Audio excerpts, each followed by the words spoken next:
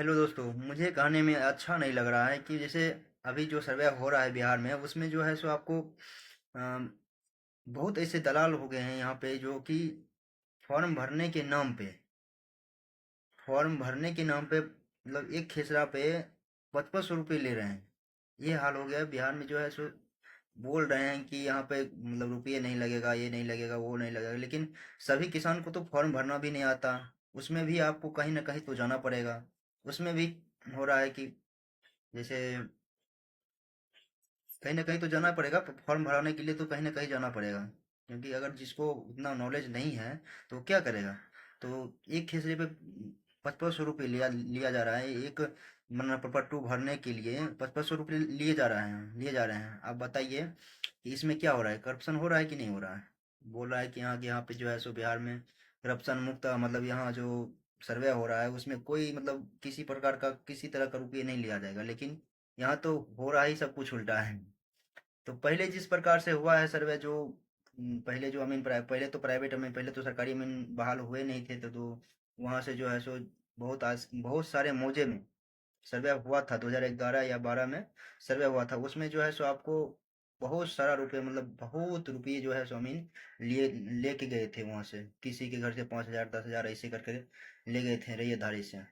तो इसी प्रकार से इस बार भी होने वाला है। अमीन को कुछ समझ में आएगा नहीं, जो सरकार ने बहाल किया उसे कुछ समझ में आएगा नहीं।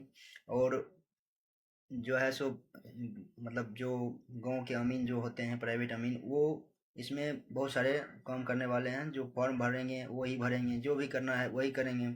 तो इसी प्रकार से तो होगा ही, मतलब रुपया तो किसान को और रैयतधारी को चुकाना तो पड़ेगा। रुपये तो देना ही पड़ेगा, किसी किसी ना किसी को तो देना ही पड़ेगा। भले सरकारी अमीन को दे या ना दे, लेकिन कहीं ना कहीं तो देना पड़ेगा। तो इसी प्रकार से होगा ही, क्योंकि सभी को तो कागज पढ़ना ना कागज भी पढ़ना नहीं आता है।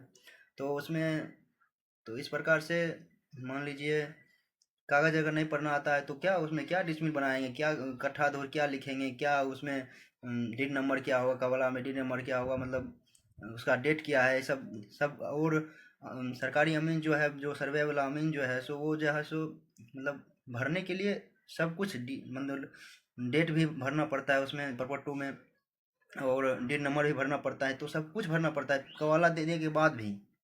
तो वो तो सभी को पता थोड़ी होता है कि इसमें क्या है नहीं है। तो इसी प्रकार से जो भी भरेगा तो उसमें पैसे तो लगेंगे ही।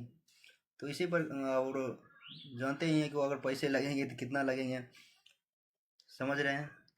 तो इसी प्रकार बिहार सरकार बने कितना भी सुविधा दे दें लोगों को, लेकिन इस यहाँ पे मतलब जिसको नहीं कुछ समझ में आता है तो वो तो किसी न किसी के पास जाएगा, तो इसमें खर्चे तो लगेंगे ही। तो ये लूट तो होगा भाई, इस सर्वे में भी लूट होगा। तो धन्यवाद, और मिलते हैं अगले वीडियो में और कुछ जानकारी के साथ। जय हिंद, जय भारत।